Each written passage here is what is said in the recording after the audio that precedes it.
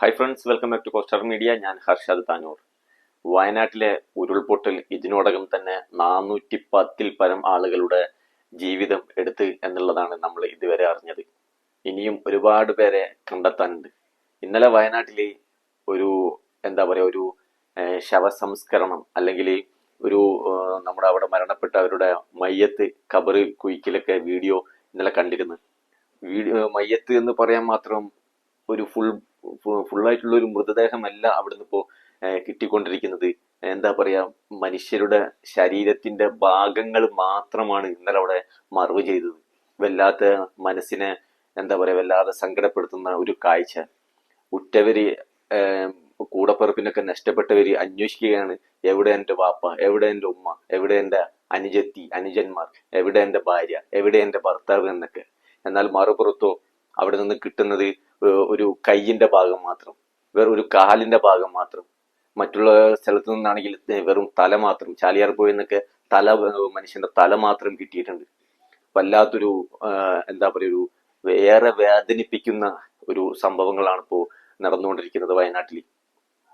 ഇന്നലെ അവിടെ ഇപ്പോ ഒരുപാട് മറവ് ചെയ്ത് ഒരുപാട് മയ്യത്തുകൾ അല്ലെങ്കിൽ മനുഷ്യന്റെ ശരീരഭാഗങ്ങൾ ഒരുപാട് ഇന്നലെ അവിടെ മറവ് ചെയ്ത് വെറും ഒരു ചെറിയ ചെറിയ പൊതികളായിട്ട് ആണ് അവിടെ കൊണ്ടുപോയി മറവ് ചെയ്തത്. എന്നിട്ട് അതിന് ഓരോ ഒരു കരിങ്കല്ല് ഒരു ഒരു ഒരു കല്ല് വെച്ചിട്ട് ആ കല്ലിൽ നമ്പർ എഴുതി വെക്കുകയാണ്. ആരാണ് എന്താണെന്ന് അറിയാത്ത ഒരുപാട് മനുഷ്യ ശരീരഭാഗങ്ങൾ. എന്ത് വല്ലാത്തൊരവസ്ഥ. എന്താണ് നമ്മൾ പറയൽ? ദൈവം പടച്ചോൻ എങ്ങനെയൊക്കെ നമ്മളെ പരീക്ഷിക്കാൻ നോക്കുന്നുണ്ടോ അങ്ങനെയൊക്കെ നമ്മളെ പരീക്ഷിക്കുന്നുണ്ട്. എന്നാൽ മറ്റു ചിലര് ഇതില് രാഷ്ട്രീയം കളിക്കാൻ നോക്കുന്നുണ്ട്, വേറെ കുറച്ച് ആൾക്കാർ ഇതിൽ മതം കലർത്താനും നോക്കുന്നുണ്ട്. വളരെ മനസ്സിനെ വേദനിപ്പിക്കുന്ന കാഴ്ചകളാണ് വയനാട്ടിൽ നടന്നുകൊണ്ടിരിക്കുന്നത്. മനുഷ്യന്റെ ശരീരഭാഗങ്ങൾ മാത്രമായിട്ട് കൊണ്ടുപോയി മറവ് ചെയ്യുന്ന കാഴ്ചകൾ. വല്ലാത്തൊരവസ്ഥ.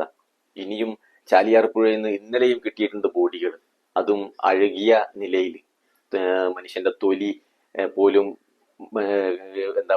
ചിന്ന ഭിന്നമായി കിടക്കുന്ന ചാലിയാർ പുഴ. വല്ലാത്തൊരവസ്ഥ തന്നെയാണ് അവിടെ. എന്നാൽ മറ്റൊരു സംഭവം കൂടി ഞാൻ നിങ്ങളോട് പറയാൻ വന്നിട്ടുള്ളത് വേറെ ഒന്നുമല്ല.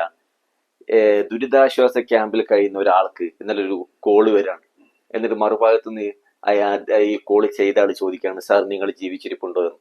അപ്പോ ഈ ദുരിതാശ്വാസ ക്യാമ്പിൽ ഇരിക്കുന്ന ആള് പറയാണ്, അതെ ഞാൻ ജീവിച്ചിരിപ്പുണ്ടെന്ന്.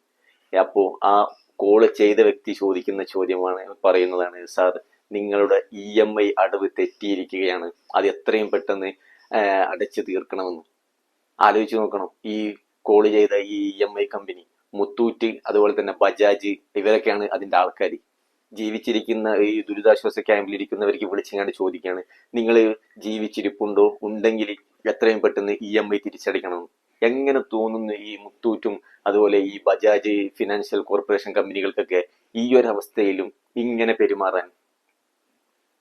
അവിടെ കേരളത്തിന്റെ അകത്തുനിന്നായാലും പുറത്തുനിന്നായാലും ഒരുപാട് പേര് കോടിക്കണക്കിന് അവിടെ ഇപ്പോൾ സംഭാവന ചെയ്തുകൊണ്ടിരിക്കുന്നുണ്ട്. ഒരുപാട് ആൾക്കാർ പൈസയായിട്ടും മറ്റൊരുപാട് ആൾക്കാർ വീട് വെക്കാനുള്ള സംവിധാനങ്ങളും മറ്റു ചില ആൾക്കാർ വീട് വെക്കാനുള്ള സ്ഥലം വരെ അവിടെ ഫ്രീ ആയിട്ട് കൊടുക്കുമ്പോൾ ഇങ്ങനത്തെ ഈ ഫിനാൻഷ്യൽ കമ്പനിക്കാർ ചെയ്യുന്ന ചെറ്റത്തരം അത് തുറന്നു കാട്ടുക തന്നെ വേണം. അദ്ദേഹം ഈ ദുരിതാശ്വാസ ക്യാമ്പിൽ കഴിയുന്ന ആൾ പറയുകയാണ്, എനിക്ക് കോള് വന്നിട്ടുണ്ടായിരുന്നു, പണം EMI പെൻഡിങ് ആണ്, അത് തിരിച്ചടയ്ക്കണം എന്ന് പറഞ്ഞിട്ട്. ഇതൊക്കെ ചോദിച്ചിട്ടാണ് ഞങ്ങൾ ഓരോരുത്തരെ വിളിക്കുന്നത്. അല്ലാതെ നിങ്ങൾ ഭക്ഷണം കഴിച്ചോ, നിങ്ങൾ പുതിയ ഡ്രസ്സ് തന്നെയാണോ, അല്ലെങ്കിൽ അന്നത്തെ ചളി പുരണ്ട ഡ്രസ്സ് ഇട്ട് തന്നെയാണോ നിങ്ങൾ ഇപ്പോൾ ഇരിക്കുന്നത് എന്നൊന്നല്ല ആരും ഞങ്ങളോട് ചോദിക്കുന്നത്. ഞങ്ങളോട് വിളിച്ച് ചോദിക്കുന്നത് നിങ്ങളുടെ EMI തെറ്റിക്കെടുക്കുകയാണ്, അത് തിരിച്ചടയ്ക്കണം എന്നൊക്കെ. അദ്ദേഹം അത് പറഞ്ഞുകൊണ്ട് കരയുകയായിരുന്നു. ആ ഒരു അവസ്ഥ എന്താണ് ഈ ഇങ്ങനത്തെ ഫിനാൻഷ്യൽ കമ്പനിക്കാരൊക്കെ ചെയ്യുന്നത്? അവിടുത്തെ അവസ്ഥ ഇവർക്ക് അറിയാഞ്ഞിട്ടല്ല, ഇവർക്ക് മനുഷ്യന്റെ ജീവനേക്കാൾ വലുതായിട്ട് പണത്തിന് പൈസയെ കാണുന്ന ആൾക്കാരാണ് ഈ മുത്തൂറ്റും ബജാജും അടങ്ങുന്ന ഈ ഒരു ഫിനാൻഷ്യൽ കോർപ്പറേഷൻ കമ്പനികൾ.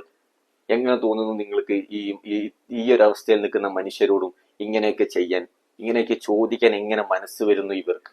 പറ്റുമെങ്കിൽ നിങ്ങളുടെ കയ്യിലുള്ള പൈസ കൊണ്ട് എങ്ങനെയെങ്കിലും വയനാടിന്റെ ആ ദുരിതാശ്വാസ പ്രവർത്തനങ്ങൾക്ക് എന്തെങ്കിലും സംഭാവന ചെയ്യൂ.